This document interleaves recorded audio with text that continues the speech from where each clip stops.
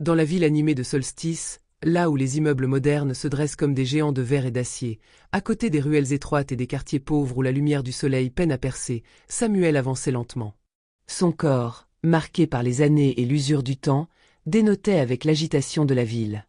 Il se déplaçait avec une certaine lenteur, comme si chaque pas le ramenait à une époque révolue, un temps où la vie semblait plus douce, plus chaleureuse. La canne qu'il tenait fermement frappait le pavé avec une régularité presque musicale, mais chaque coup de celle-ci sonnait comme un écho des années passées, un rappel de la fragilité de son existence. Les pavés sous ses pieds, usés par les siècles et par les passants qui les foulaient sans même y penser, lui offraient une sensation de résistance, comme une vieille amitié qui se refuse à disparaître. Ses pas étaient lents, mesurés, comme ceux d'un homme qui connaissait le poids du temps, qui savait qu'il n'avait plus beaucoup de route à parcourir. Mais si son corps semblait porter un fardeau que seuls les vieillards connaissent, son esprit, lui, restait clair. Samuel avait toujours eu une démarche assurée, mais aujourd'hui, ce n'était plus qu'un souvenir lointain. Son visage, marqué par les rides du temps et les épreuves d'une vie qu'il avait vécue avec dignité, se ternissait peu à peu. Ses yeux, cependant, gardaient cette lueur, cette étincelle d'une époque où il était encore maître de son destin. Ils étaient le reflet d'un homme qui, même dans l'abandon, refusait de se laisser engloutir par la mélancolie. Autrefois, Samuel avait été un sculpteur respecté. Ses mains, fines et habiles, avaient sculpté des œuvres d'une rare beauté qui ornaient les galeries de la capitale. Son nom résonnait dans les cercles d'artistes et d'amateurs d'art. Ses sculptures, marbre et bois travaillés avec une précision infinie, avaient été célébrées, admirées par des critiques qui louaient son génie. Mais avec le temps, les galeries s'étaient éloignées, ses amis s'étaient dissipés comme la brume du matin, et son atelier, autrefois vibrant de vie, s'était vidé de sa substance.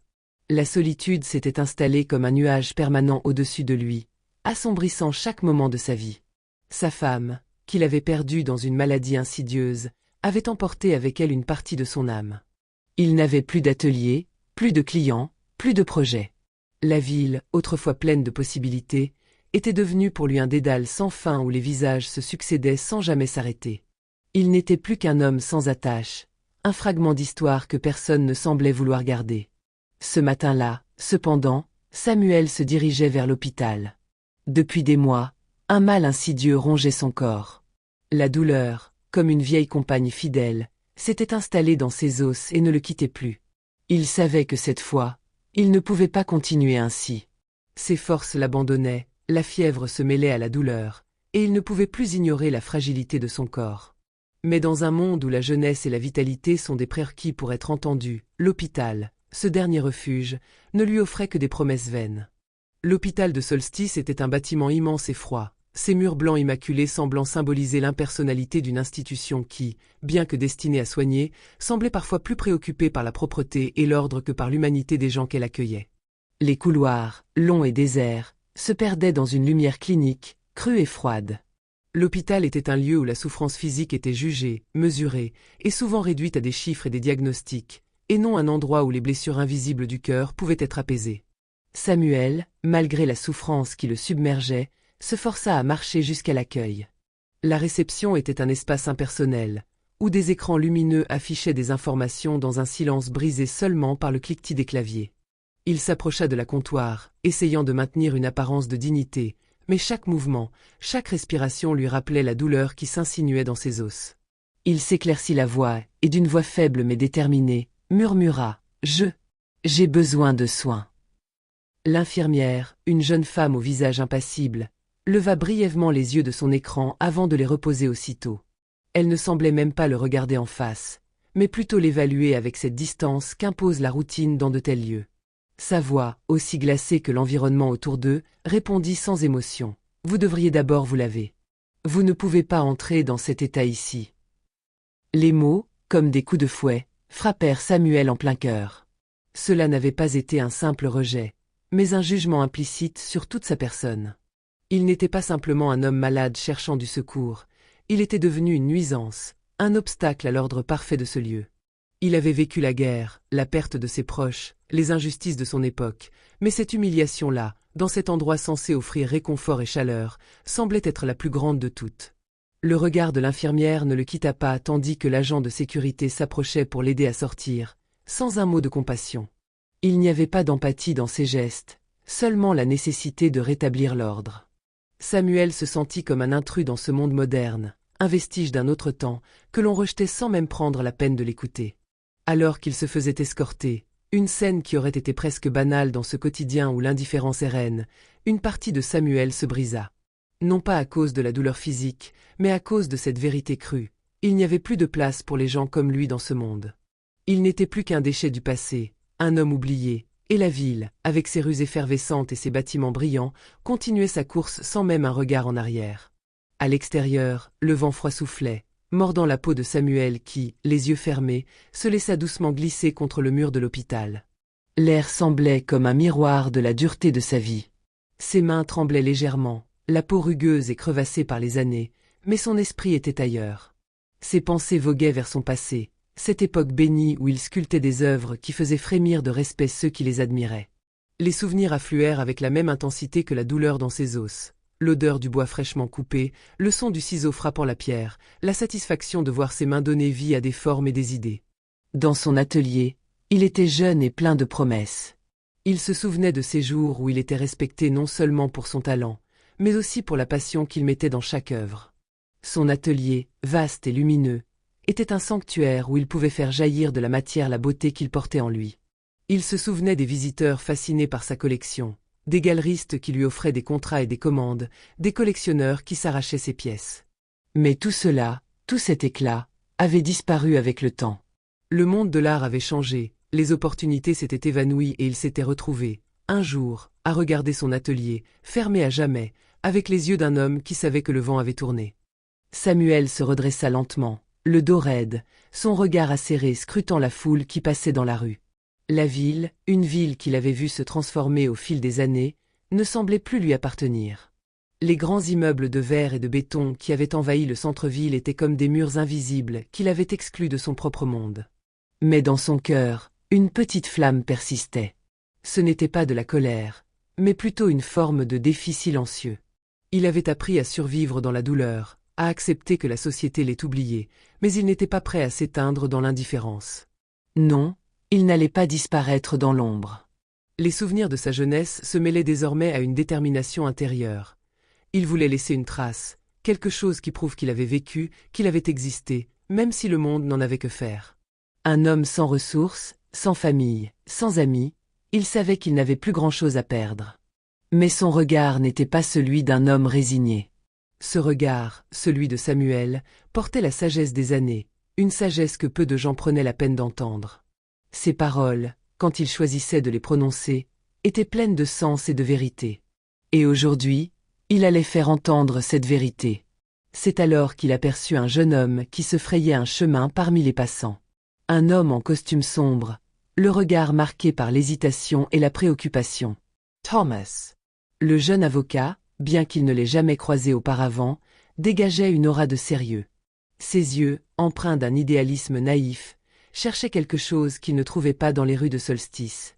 Ce jeune homme, bien que lui aussi issu d'un milieu aisé, n'avait jamais été confronté à la réalité brute de la pauvreté. Mais il se sentait perturbé par cette rencontre inattendue. Samuel le regarda un moment, analysant son expression, ses gestes. Puis, avec une lenteur calculée et une voix marquée par l'usure de l'âge, il répondit « Je vais bien. Mais ce n'est pas moi qui ai besoin d'aide. C'est ce monde qui a besoin de changer. » Thomas, déstabilisé mais intrigué par ces mots pleins de sagesse, s'arrêta. Il s'accroupit lentement, s'installant à côté de Samuel. Leur conversation dura longtemps, bien plus que Thomas ne l'avait imaginé. Samuel lui parla de ses rêves brisés, de ses luttes pour créer quelque chose d'authentique dans un monde où le superficiel semblait dominer. Il parla des injustices qu'il avait vécues, de la manière dont la ville l'avait rejeté, tout comme elle rejetait ceux qu'elle ne comprenait pas. Il lui parla de l'art qu'il avait créé, mais aussi des murs invisibles qui se dressaient chaque jour un peu plus haut entre lui et le reste de la société. Les gens se contentent de regarder sans voir, de passer sans s'arrêter, lui confia Samuel avec une voix tremblante. Ils ne voient pas la souffrance, la solitude des invisibles. Mais j'ai vu les vraies beautés de ce monde, celles qui ne se mesurent pas en or ou en gloire. Thomas écouta, captive. Chaque mot semblait l'atteindre, brisant une partie de sa vision naïve du monde. Il n'avait jamais eu à regarder au-delà des rues propres et bien entretenues, des personnes souriantes, des vies bien ordonnées. Samuel, avec ses mains noueuses et son regard perçant, lui offrait un autre regard sur la ville, celui des oubliés. Peu à peu, Thomas se rendit compte qu'il n'était pas qu'un simple témoin dans cette histoire. Samuel, malgré sa condition, possédait une richesse que personne ne voyait. Et cette richesse, Thomas le comprit, valait bien plus que les dossiers et les contrats qui remplissaient sa vie d'avocat. C'était une richesse de cœur, de vécu, d'humanité. Il ne pouvait plus fermer les yeux sur les injustices. Le jeune homme, d'abord un simple observateur, était désormais un acteur. Il se leva avec une détermination nouvelle. Il contacta un journaliste local, expliquant l'histoire de Samuel. Ensemble, ils commencèrent à enquêter sur l'hôpital, découvrant des pratiques discriminatoires et des négligences systématiques. Peu à peu, l'histoire de Samuel prit de l'ampleur. Le public, choqué par l'injustice et la maltraitance révélée, se leva en soutien. Les articles publiés dans les journaux mirent en lumière les failles d'un système qui, comme beaucoup d'autres, s'était oublié lui-même dans l'indifférence. La lutte de Samuel, ce vieil homme oublié, devint le catalyseur d'un mouvement de conscience. Ce qu'il avait perdu, ce qu'il avait sacrifié, allait finalement réveiller une ville engourdie par sa propre vanité. Et dans ce dernier combat pour la dignité humaine, Samuel retrouva sa place, non pas comme un artisan oublié, mais comme un homme dont la voix résonnait enfin dans le cœur de ceux qui l'avaient ignoré. Mais l'histoire de Samuel ne se limitait pas à une simple dénonciation de l'injustice. En creusant plus profondément, Thomas découvrit que Samuel n'était pas qu'un vieil homme sans abri, rejeté par un monde indifférent. Samuel était bien plus que cela, et son passé portait un poids considérable, un poids que peu auraient imaginé. Il était l'un des fondateurs de l'hôpital qu'il avait rejeté. Il avait participé à sa conception des décennies auparavant, dans les années de jeunesse où il était encore un homme respecté, un artisan reconnu pour son talent et son engagement. Ce n'était pas simplement un don financier qu'il avait fait à l'hôpital, mais un investissement profond dans l'âme de la ville. Samuel, à l'époque, avait mis à disposition ses compétences en tant que sculpteur pour la décoration de l'hôpital, façonnant des éléments architecturaux avec une telle maîtrise qu'ils étaient devenus des symboles de l'espoir et de la guérison. Il avait conçu les portes d'entrée, d'une beauté imposante, sculptées à la main, représentant des figures de médecins et d'infirmières, des anges et des patients. Chaque détail avait été soigneusement pensé pour incarner l'ouverture et la solidarité. Ce lieu, Samuel l'avait rêvé comme un refuge pour tous, un sanctuaire pour les pauvres, les malades, les rejetés, où personne ne serait jugé sur sa condition sociale ou son apparence. Mais, au fil des ans, les principes qu'il avait instaurés étaient devenus une simple façade, et l'hôpital, autrefois un havre d'accueil, était devenu une institution distante et froide.